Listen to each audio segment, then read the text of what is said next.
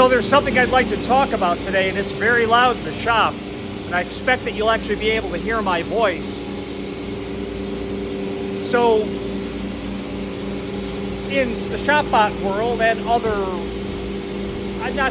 not amateur CNCs, but items that aren't meant for 3 shifts, 24 hours a day, 7 days a week, you're going to zero at the machine bed or at the material surface. And that subject to me is a difficult one, or I should say was a difficult concept to consider because, well, it's confusing is the bottom line. Really what it boils down to is when you will use one versus the other. And the job I'm running right now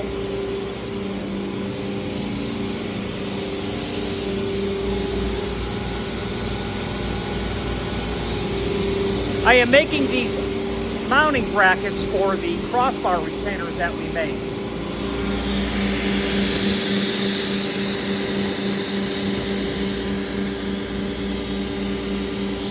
That's what that's going to look like.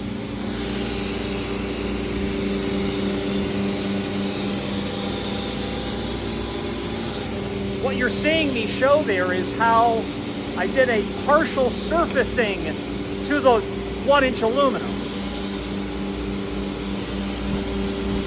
As I've said in other recent videos, there are 2 pieces of 4 foot by 4 foot, 1-inch thick aluminum on that table because that's the maximum that I can lift. And it would take 4 of us, let's say, to put it on there.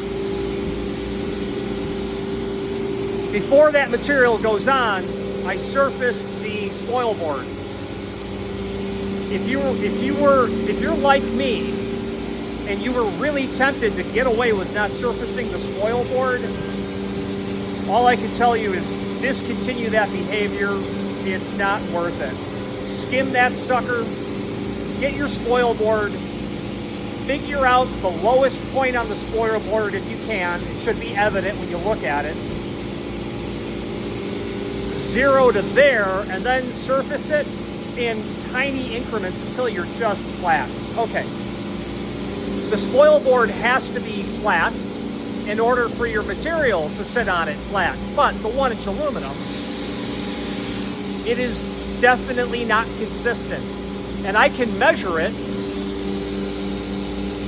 at the end, or here, or there. But I can't measure it in the center. So what I've come to doing is getting the workpiece on there, figuring out where the high point is, and what I would do is bring a bit down really close to the surface, say 5 thousandths, and then I'll run the tool over the workpiece and then determine where I'm making contact. 0 to that high point and then get that off, but I'm not surfacing all of it, as evidenced by this area or that area. Then at that point, I have a truer surface. I flip the material over, then repeat the process, and this is the second side. The bottom line is, I've semi-trued both surfaces. I then install an end mill and I run it on the tool. And I can see I'm not perfectly true, or qualified is the word that Onsrud uses. But I'm closer than I was. Now, why is all of that important to zeroing to the machine bed or to the material surface? Okay, so the job I'm currently doing, it is more important for me to have a reference point from the bottom of the material to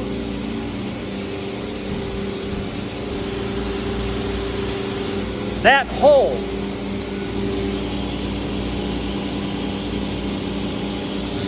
From the edge to the center, I need it to be 1/2 inch.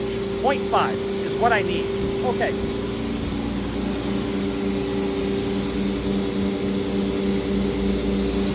When I zero to the machine bed, I know where my reference point is.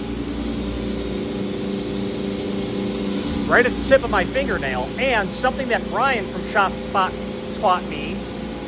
There are two Brians. I forget his last name. Both of them are sweethearts. Both of them know the trick. MZ0. Put your tool in.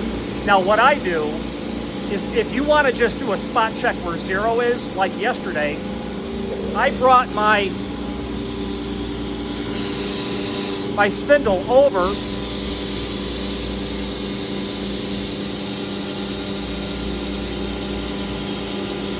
I moved it off of the material surface just enough so I could lower the bit down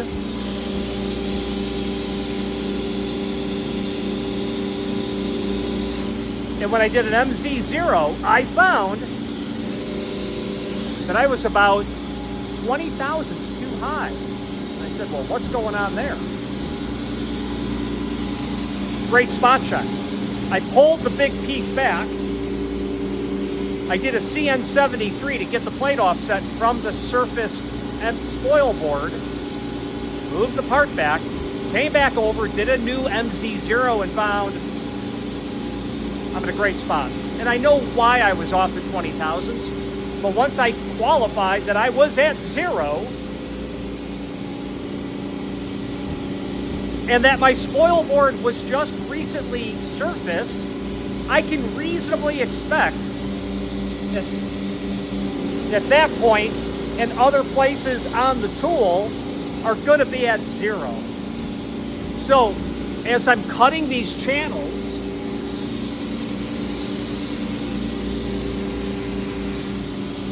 when I get them out and I take the U-channels and flip them over, I know that from that end over to over ½ inch is exactly what I need because the back side of the bracket to the ½ inch is crucial in my design. What is not crucial in my design, and this is the heart of the matter,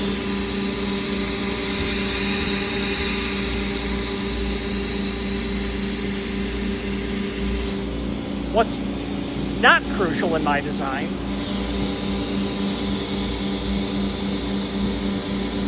is whether that dimension is 1.000 or 0.9000 or 1.015, doesn't matter.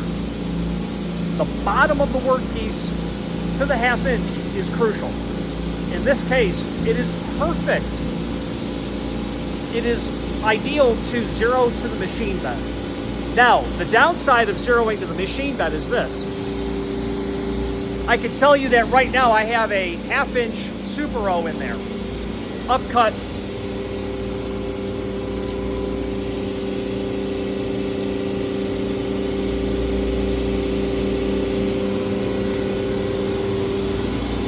I would really like a 5/8 fit because my channel is 5/8. And they do make 5/8 tools in their metalworking catalog, but they, trust me, they're wrong.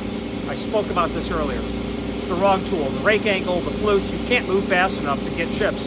And you'll notice these chips,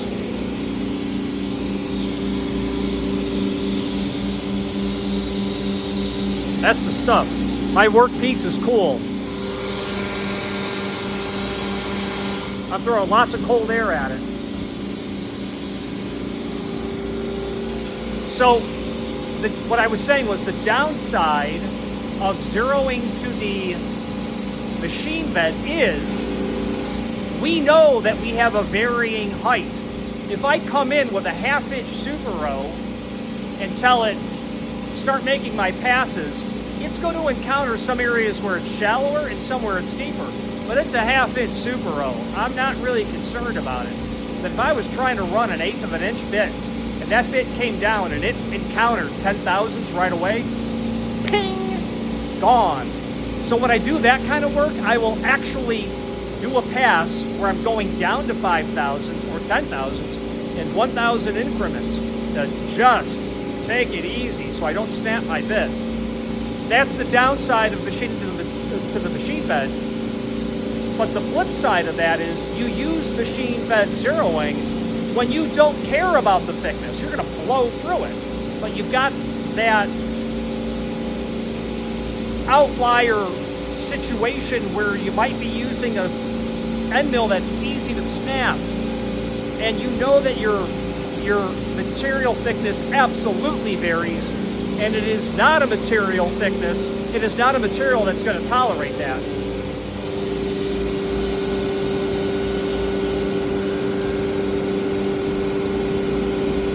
That's my 52-554, I think.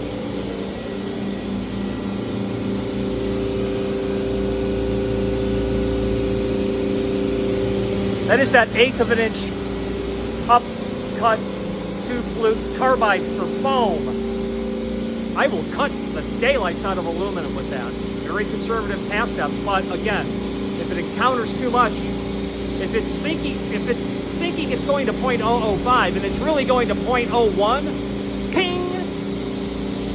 Beautiful instance of when machine bed zeroing makes sense as the current state of my grasp of the subject matter allows.